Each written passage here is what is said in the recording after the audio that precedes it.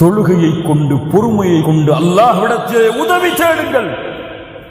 நோயாளியா, கவலை வேண்டாம். இஸ்தஈனு பிஸ்ஸலா, தொழுகையை கொண்டு உதவி தேடு.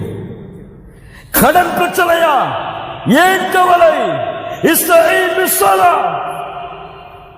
தொழுகையை கொண்டு உதவி தேடு. குடும்பத்தில் பிரச்சனையா, ஏன் கவலை?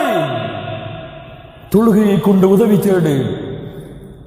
வாழ்க்கையில் பிரச்சனையா, வேலை இல்லையா, வருமானம் இல்லையா, இஸ்தஈன் பிஸ்ஸலா, தொழுகையை கொண்டு உதவி தேடு. உன் ரப்பு இருக்கும் பொழுது என்ன கவலை? லா தஹ்சன் யா அஹி, இன்னல்லாஹ மஅக், கவலை வேண்டாம். குடும்பம், கணவன் மனைவியின் பிரச்சனையா, இஸ்தஈன் பிஸ்ஸலா,